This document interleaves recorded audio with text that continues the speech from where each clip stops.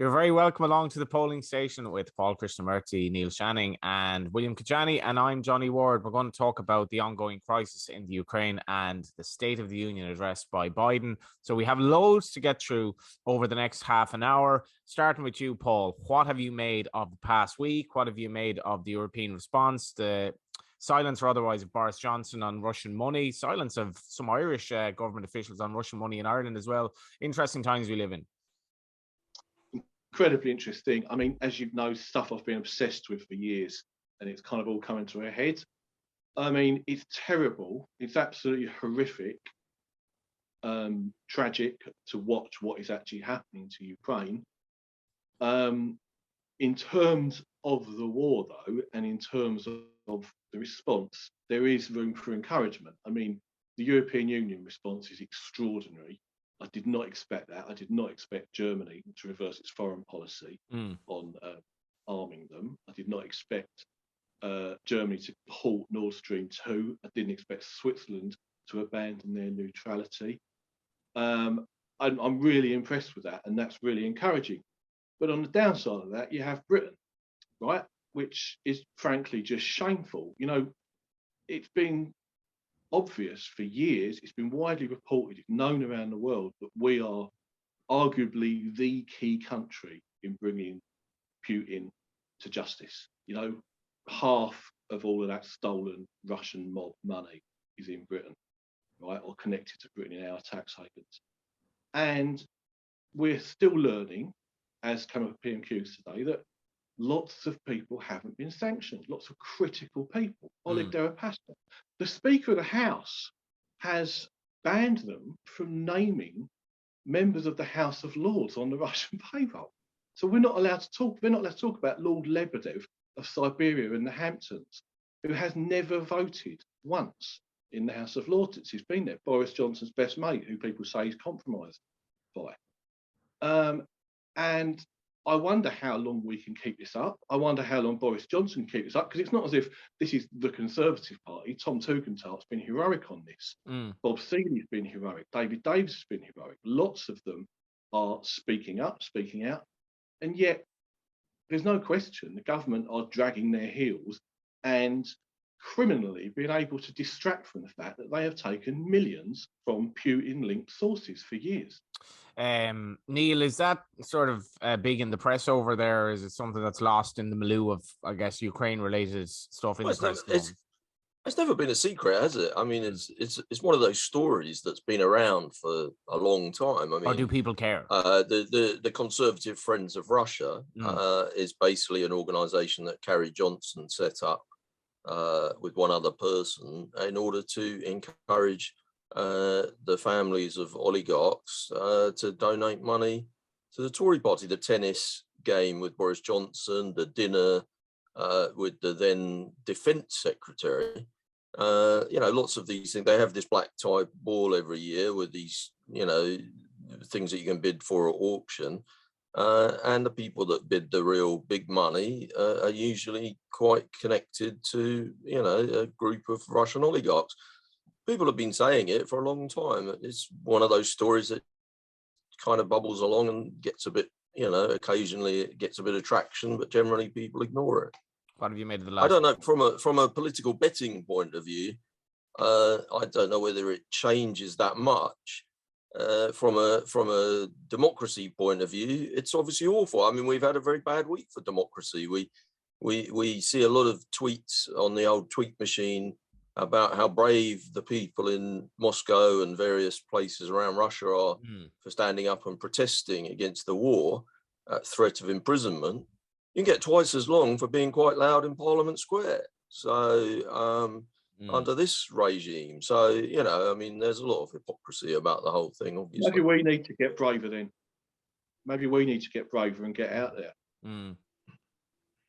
Yeah. I mean, I don't know what's going to happen in terms of demonstrations. I mean, they're basically illegal now, or they will be within a month. I don't know whether that will mean they don't carry on anymore.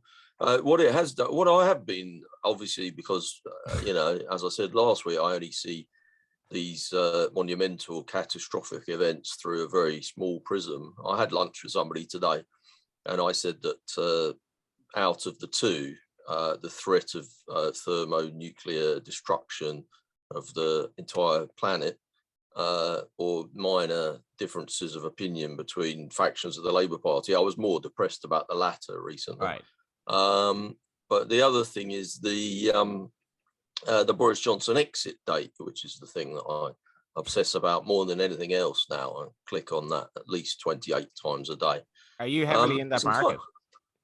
Well, I have got quite involved. It's quite weird, though, because we did the pod last week, and for the first time, Boris Johnson to go in 2022 broke through the even money barrier. You'll remember, because I've mentioned it a few times, the shortest price it got to on the exchanges was 1.27 or around 2 to 7. And that was literally as the news of the suitcases of wine being carried in the parties came out. And people obviously thought that is it. Suitcases of wine, that is definitely it. And broke through even money. He had been kind of 4 to 5, 1.8 the night before. And then as the troops occupied the Russian-speaking parts of the southeast of Ukraine, he went to even money. We stopped doing the podcast last week, and within half an hour, and bearing in mind this is a market with nearly 700,000 matched over like a sort of 3-year period. So it's not a huge market by exchange standards. Most of the bets that you see on it, I mean, right now, the biggest bet I can see on the screen is less than £600. A bloke wanted to have 25 grand at 2.1 that Boris Johnson would go this year. That seemed a funny time to be betting. Yeah, that, but really. It wasn't Boris, was it? There's a lot of spoofing. Obviously, there's a lot of spoofing in the market. I think that's what you're going to say, Paul, is it? Yeah. You can I now think get people 5 put to up 4 money. out They of try Star and force the market around.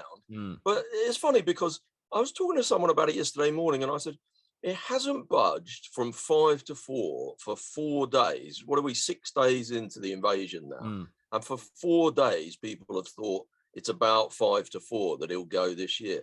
Surely, as the thing takes longer and longer, that makes it more chance that Boris Johnson stays, doesn't it? And that Absolutely. we forget about Partygate. Has anyone heard the name Sue Gray in the last week? Yeah. Anyway, this morning I woke up and it's still 5 to 4. I popped out for a couple of hours at lunchtime. I come back, he's gone from 2.38 that he goes this year to 2.62. It's a very thin market. It's 2.62 to 2.72. It's like they've suddenly, nothing's happened in those 3 hours to make it more likely that Boris Johnson stays this year. But it's like people have suddenly woken up to it. I don't know. Can you explain that? I don't think so. I think it's more of it's a thin market. There's not that many people playing it. There's a lot of other things, political, news-wise, to focus on. And we've seen this so many times with Mark says there's recency bias. Yeah. As soon as something isn't happening, everyone thinks, oh, the status quo. But the Grey report isn't out. The Metropolitan Police haven't issued their cautions yet, and the local elections are still to come. They're the 3 things that will. Is it a bet now, Paul? Should we be on this year at 2.62?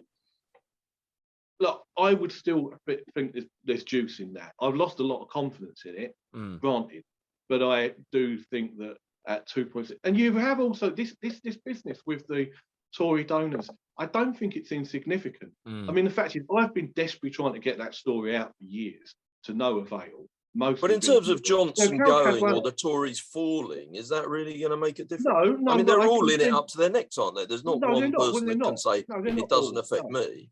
No, they're not all in it up to their necks. Tom Tugentot's been saying this for years, right? He's been saying what I've been saying for years, right? And the point is, take Carol Cadwalladr, take Ian Lucas MP, ex-Labour MP. Yeah, Carol Cadwallader's not going to become the new leader of the Tory party, is she? Hang on, let me finish, Neil. Right? These are people who I've been, trying to publicise, retweet, help for years. And believe me, there's been a silence of it. There's been virtually a blockage to we can't have Carol Cadwalladr on the BBC. We can't have Ian Lucas on the BBC or Sky. Suddenly they're getting outings everywhere to explain this. This story is now, I would wager that if we could poll the public to how many people know anything about this, a lot more know. Right. Do you think though that, a thing that I often say on here, and I don't know whether this is another example of it, do you think it's just another thing where people think, oh, politicians, they're all a bit corrupt, they're all a bit dodgy? I don't think you can generalise like that. I mean, it's down to what Tory MPs think. We know the Tories are struggling in the polls anyway, right? We know that probably 60% of the country is dead against the Tories. Well, right? It's what Tory MPs think.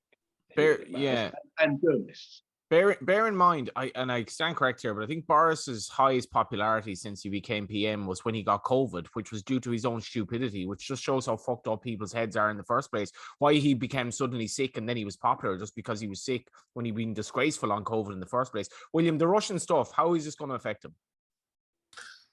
So I actually think it's, in terms of his response, solely from the point of view of the crisis, since the invasion, and I think this is something which has been endorsed by President Zelensky himself, the British response has been welcomed by Ukraine. It's been welcomed by Zelensky, it's been welcomed by those around him. And whilst it is a bit galling that we've been awash with so much money from Russia, that we have had so many of their oligarchs and so much of their sort of influence or disinformation, whatever you want to call it here, and we actually have taken very fast and firm steps, and it has been welcomed over there. And I think that has brought him some credit, credit in the eyes of people who, I don't know whether people see him as another Churchill. Yeah, I don't think that's the case, but I think it has given him some credit. He has had a chance to look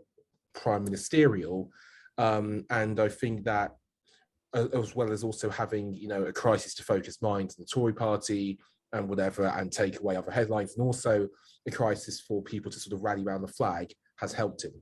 And I think, like you said, I think these issues will come back eventually. I think May is going to be a big month for them. But in general, the response has been welcomed by the Ukrainians, and it's made him look good. And usually, other members of the cabinet, even though it's a low quality cabinet, are outperforming him. Actually, not really the case. Johnson does appear to be leading the line. That's my view on what I've seen so far from it, but it can all change. Mind you, though, we, as a group, we have missed the best bet ever, really. I mean, how have we not been on this? Zelensky to win the next presidential race. I mean, that's an absolute steamer, isn't it? I mean, don't say that. Will there be an election? Would it be? Will there be an election? Will they stuff the ballots full of stuff the boxes full of 1,000 ballots like they do in Russia? Paul, I think his popularity though is absolutely has gone from chugging along to. And absolutely, it's gone in the opposite direction to the ruble. Loves talking to the world in a sort of what looks like an €8 T-shirt as well. But Paul, I would consider you the expert of Russia in this group.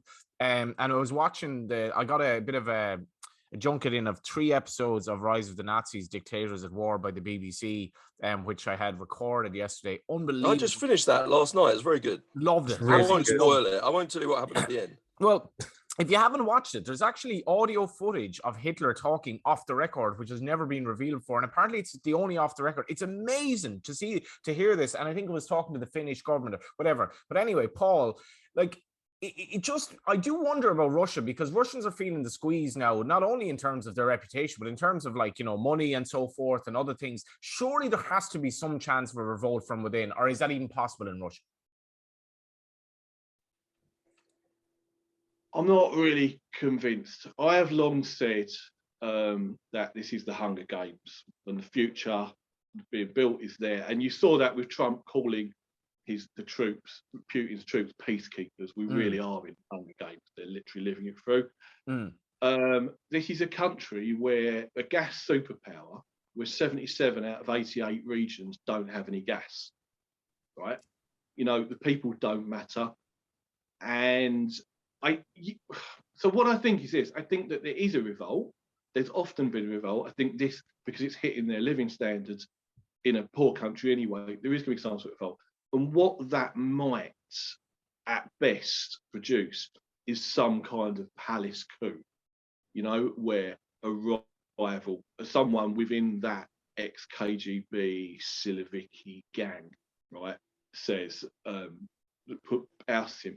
Plus, I guess that there are members of that syndicate all over the world who are going to lose money as a consequence of Isn't that the main thing, Paul? At the end of the day, once your yacht starts getting impounded and your bank account is worth 10% of what it was, and you can't spend your money, surely you just get rid of it. That's what it is. But right now, and this gets back to what we were saying before about what will happen going forward. Listening and moving into the State of the Union. Biden was crystal clear last night. We will go after them. We will take their private jets. We'll take their houses. We'll identify them. We will take. Well, you know where they're going to find them. They're going to find them in Britain. They're going to find them in British tax havens, in Belize and the Turks and Caicos Islands and the Cayman Islands and the British Virgin Islands. Now, the question I have is, as much as the Conservatives and Boris Johnson and his little clique have great power in this country over media and such forth, can they really survive that when the European Union and the United States of America are hell-bent on bringing down this regime? Yeah, we could be here all day basically talking about Russia, Putin, Boris and the works, but we will have to move on to Biden and the State of the Union. And I quote Maury Donegan in The Guardian, William, "In this way, the speech was a perfect summation of Biden's presidency. Good intentions with only halting, sporadic, uncreative and trepidatious pursuit of actually enacting them." What did you make of Biden's first State of the Union address? I thought he delivered it reasonably well. I thought it was a reasonably well crafted one. Obviously, there is a big crisis overseas, which anchored the speech and in a way did give him a narrative. The wartime commander-in-chief thing, fighting for American democracy overseas or leading the Western world, has traditionally been quite a strong factor for domestic audiences, and Americans are broadly behind the Biden administration's policy on Ukraine, which is not something you can actually say for any one of their other major challenges. America's huge divisions, as Paul will tell you plenty about, making that sort of impossible. So all in all, speech was well crafted, and his writer took advantage of not advantage of the opportunity, but his writer, I think, led with the right narratives. There were decent lines in there. I think it was forcefully delivered. The only thing being is that if you take away the response on Ukraine, it's hard to see what was in there that would improve the other challenges he's facing. Now, they are very difficult challenges and they're worldwide. But one imagines that to improve democratic chances in the midterms and also for his own re-election chances, inflation at some point will need to be met head on, and that'll be difficult. The cost of living will need to be met head on, which is going to be harder in the short term now because of the sanctions against Russia. And last but not least, I wonder if COVID is still lurking in the background there as a problem. But there are plenty of challenges ahead. I think it was a forceful enough speech. I think it was good. Not a huge amount of policy, but when has that ever been a State of the Union thing?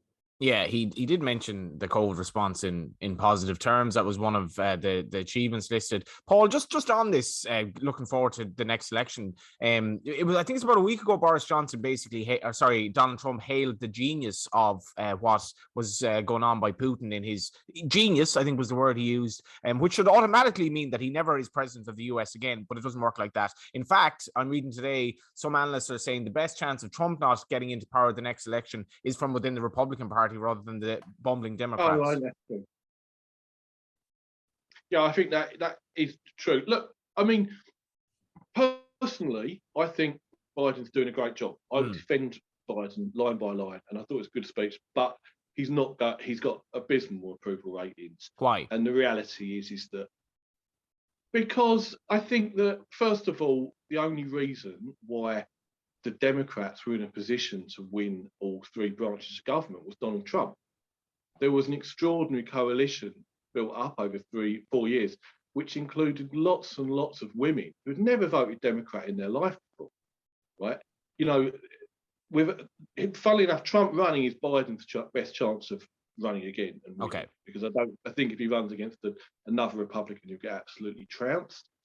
With regards to Trump's comments on Putin, see, unfortunately, we go back because when I really, really got into this, I spent 2016 in America, just traveling the country, doing all sorts. And I'd worked out the Putin angle, like before he even became the candidate.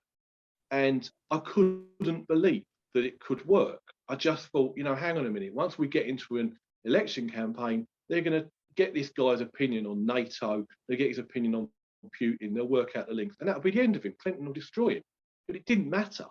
His supporters don't care. He can do anything with them. The bigger question is the Republican Party, is there anyone in the Republican Party brave enough to take him on? We've seen hints of it recently. Mike Pence, Mitch McConnell, little bits, but they're only hints. No one's really coming out forcefully and saying, come on, bring it, Donald. Let's have a head-to-head primary, and I'll take you apart, if you believe. What did you make of it, Neil? Well, just on that last point, I don't think you'd expect that, would you, though, Paul? Because, when you look at the way the primaries normally work, the candidates that win don't normally emerge until quite often, Super Tuesday or something like that. Quite often the early primaries are just phony war, and, some odd candidates do quite well that don't. I'm not thinking of the last one particularly, but just kind of generally over the years, you get some funny candidates doing well no one's going to really show their hand this early. A lot of Republicans are scared to, stand up and say that they're against Trump. But they might, if they see somebody better and the wind blows against Trump, they might jump very quickly. I think a lot of Republicans don't really like Trump, but they're too scared to say. But that's why they have to do it now, because if no one is going to take Trump on, right, the RNC will just block anyone challenging him. The whole rule of the primary will be rigged like last time, and you won't get a competitive primary. Whereas if you're Nikki Haley, for example, really your best chance of pulling this off, unlikely as it may be, is to come out now and take a position. Funnily enough, the only people who have really done that are Liz Cheney and Adam Kinzinger, and they've both been censured by the Republican Party. Which is why no one's probably very keen to do it. But I see there's a new market that's just popped up recently. Will Trump stand? Will Trump run in 2024? It's basically 2 on he does and 2 to 1 he doesn't. 2 on he does. That region. Yeah. 2 on he runs and 2 on he doesn't. 2 to 1 he doesn't. I'd take. Roughly, it's not a very liquid market. You probably can't get 2 to 1 on and 2 to 1 against at the moment. But do you think 2 to 1 on will be value, William? Yeah, every day of the week and twice on Sundays. Well, the implication is, presumably there are the implications that he'll run into some sort of legal difficulties. His myriad of legal threats will bring him down, because otherwise he's 3 to 1 with Star Sports to be the next president. Just looking at the betting, Trump 3 to 1, Biden 9 to 2. Just from a psychological and let me ask all of you, from a psychological and a betting point of view, in horse racing, for example, people like to overbet the unknown. If a 2-year-old is unraced, people get quite excited about it. Do you think that the legal stuff is too much baked into the prices because people don't really know what to make of it and they're kind of unsure about it? Often in these markets we say you should bet the status quo. Do you think if you're betting, it's better to kind of ignore the legal stuff and assume that it won't be as bad as the market thinks? Or do you think in this particular case, the legal stuff is so damaging that it's not factored in enough? The latter. The legal stuff is absolutely horrific. The only thing in his favour is the fact that, for reasons that are not clear, but lots of us have theories why, how this guy, who is a career criminal, prolific career criminal, has not got a criminal record is incredible, right? And I see that the New York criminal case is floundering suddenly, big time, despite all of this stuff being in the public domain. But this is it, isn't it? Don't you think, though, yeah, Paul? But the January 6th stuff is different. The January 6th don't you stuff think is with both there are loads of people going to prison for it as we speak, and he both with Trump and Johnson, there's so many false dawns. You see these things come out and people are like, that's it. This is it. This is, when he was president, people are like, this is the thing that's going to bring him down. And he's just Teflon. He just shrug it off immediately. Does that concern make DeSantis? Is DeSantis at 6's value then, Paul, if this shit is going to bring him down? I think that's quite short, to be honest with you. And I would be more inclined to start looking at bigger prices like Mike Pompeo, perhaps. Okay. Right, or even a real long shot, someone like Ben Carson, someone like that, someone who. Are you talking about, by the way, for the Republican nomination or for the president? Well, because if Trump isn't the nomination, wouldn't you fancy the Democrats a lot more? You don't. No, you I think because you think Biden Biden would struggle. I think Trump is the Democrats' only hope. Yeah. I think Trump is absolutely toxic, and Biden might well win against him again. But I think against anyone else, you're into normal generic ballot situation, and they're winning that. But just on the Teflon thing, I understand this, but remember the circumstances here. He was president. He was effectively had immunity. Right, the only way you could bring him down was the Republican Party, right, who were scared of him. This is different now. He's a private citizen. We have dozens of white supremacists, violent terrorists on trial for January the 6th. Many of them have done plea deals, right, pleaded guilty already, right? And there's a civil case which is him on trial with the Proud Boys and the Oath Keepers, and everyone has been left off it, right? You know, he's not immune. I don't believe he is immune from the law. I have faith in the American legal system. It took down all his friends, even if he gave them pardons. And so I would say that is incredibly serious. There's all sorts of other stuff. You know, he's on tape telling the Georgia Secretary of State to find him 11,000 votes. Yes. Right? Yeah. And there's a grand jury in place in Georgia dealing with that. Right? So I am inclined to think that will finish him in the end. But with regards to whether he runs, it's interesting. The rules are interesting. The 2-on's a great bet because the rules are merely that he signs a statement of candidacy. Right. Doesn't even have to be on the ballot, right, in the first primary. And I should probably stress it's more like 4 to 9, but it's kind of a thin market. So yeah.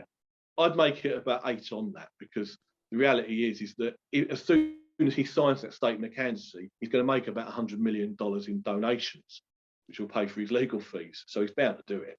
You know. It just seems an amazing state of affairs that the world's celebrated democracy that is the US that as a somebody who's just looking for fairness here. Obviously, I say that in jest, but Neil, how in the name of God, like would he even have any sort of a chance, let alone be favored to be the next president when we know what we know? This is we can't laugh, can we? Have you seen our Prime Minister? I like your microphone, by the way. I think it's since you've been doing this Nazi documentary. It looks like it's from the 30s or something. Well, I did watch the Goebbels speech in the Sports Palace where he basically advocated total war, and everyone said yes, we want total war. So they power seemed to be cheering quite a lot for that, didn't they? It felt to me like the centrist Twitter mob that seemed quite keen on all-out nuclear destruction yesterday.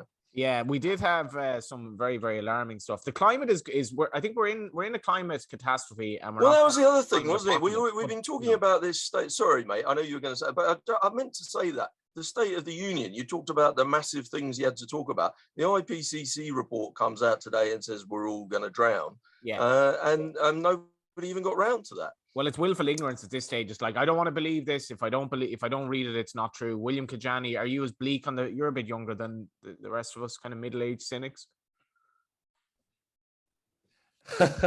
I'm younger only in human years. I don't think I'm just as aged as the rest of you.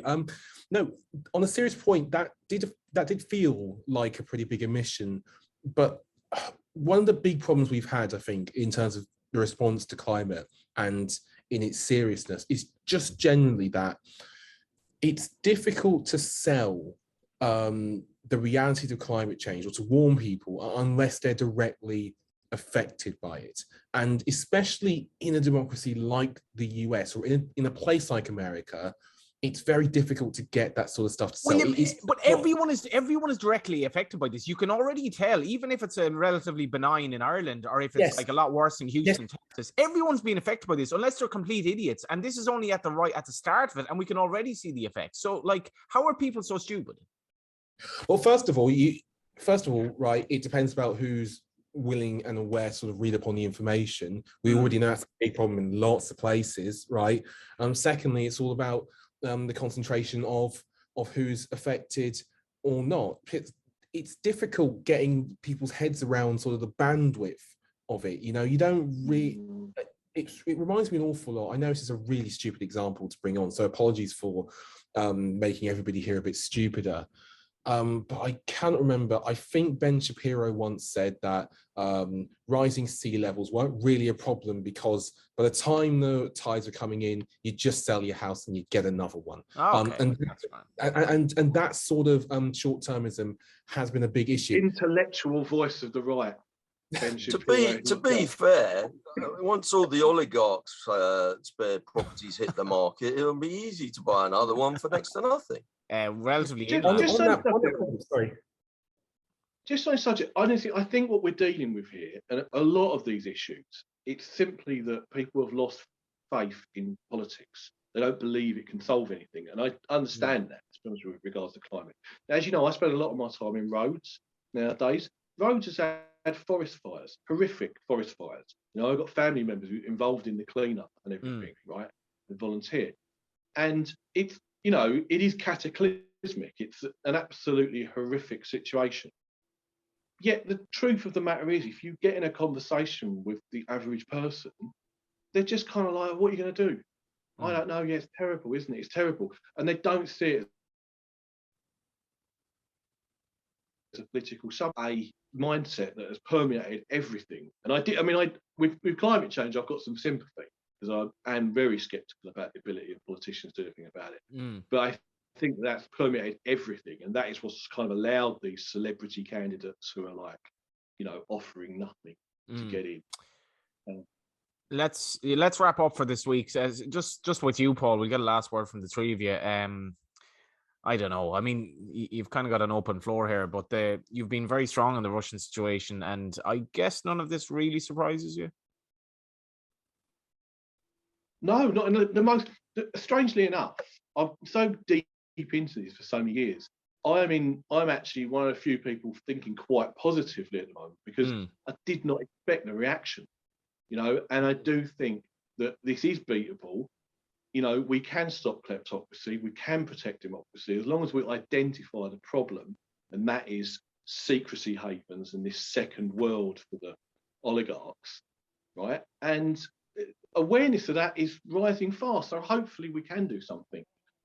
It's incredibly depressing for the region, but you know, I'm keeping my hopes up. I'm very fatalistic on climate change. I think we're really, really screwed. So when you have something going on like this, I don't know, in the context of what's going on longer term in the world, I don't see it as big of a deal. And I am a little bit taken aback, William, by the mass hysteria about this. When, I mean, you look at Syria, which is 700,000 people killed, which is not that far from the Ukraine. It's the other side of the Middle East. And there was complete fatigue after a while, and nobody cares anymore. And then you look at Yemen and brown people. Sorry, they're brown people. They're brown people. And can I just put that to you, William? You're the non-Caucasian of us here. There is a kind of a racist undertone to this. Well, they're white, so it matters more. Like, what about, like, I'm not getting into what about you here, but the reaction to this, it just grates me a little bit because there's an awful lot of other shit going on that we don't seem to care about. Yeah, I think you're completely correct on that, and there have been some really poor examples, not just from sort of hot-taking columnists either, but correspondents sort of on the ground who, admittedly under incredible stress, and I don't want to minimize that for a second, you'd think should know better. A lot of masks have slipped, and I don't think it says many good things about you know, the people who have been caught doing that. I think there was a fatigue. You made a point about fatigue, and I think another point here is just in general, I think the reason that Ukraine is seen as more shocking and sort of more immediate may well be that there's legitimacy to it, which has been applied because we see this invasion, rightly so, as completely illegitimate. Whilst at the time of Iraq, time of Afghanistan, time of Libya, and even, I think, to a point, Syria, it wasn't one nation state, or it was one nation state invading another, but not like this. You know, here lies a beautiful free country, and it's being invaded by this horrible dictator. And that framing has a lot to do with why I think the reactions have been so viscerally different. Yeah. As well, it is unacceptable, and I think it'd be very jarring to deal with, frankly, if you've been affected by those conflicts, as so many millions of people have. Yeah, I give me the choice of living in Kiev or the West Bank, and I know which one I'd be picking. Put it that way. Neil, last word to you. Oh yeah, definitely. If you live in Kiev, you'll get a lot of sympathy, and you know, people will be filming you, building your Molotov cocktails and cheering you on, rather than anything else. I don't know. Condoleezza Rice, I thought, was one of the funnier things of the week. She was saying that invading a sovereign nation was a war crime. She didn't even flicker, not even a small chuckle from her. And the highlight of the week for me is that we haven't had to have a rare intervention from a former prime minister. He's been remarkably quiet on the whole matter, old TB. I wonder why. Has he been knighted actually yet? We thought, Sir no. TB. I don't know. I signed the petition. I don't think it made any difference. Generally, I would distinguish between Iraq and those other wars. Iraq was an illegal war, very clearly. It was the invasion of the sovereign state. yes. If you take Afghanistan and Libya, it is very different. I mean, Afghanistan was a failed state, right? We were not the only country involved there. Oh, I wasn't throwing them in. I would be throwing in Yemen, and I'd be throwing in Palestine. But that's not a British aren't directly involved in that. I understand. Yeah. Which is why I talked about Condoleezza and Tony Blair. Yeah, we could give the Chagos Islands back if we were so bothered about other countries taking over foreign states. It's America's now. Haven't we lent it to them for at least a few personally, I'd give it back to the Chagos people. I mean, that seems like the right thing to do. But there you go. There's a nice way of ending today's show. Thanks very much to Paul, William, and Neil. I hope you enjoyed. We did have a by-election that we just skipped over, I believe. But there's a lot going on in the world, and we'll be back next week.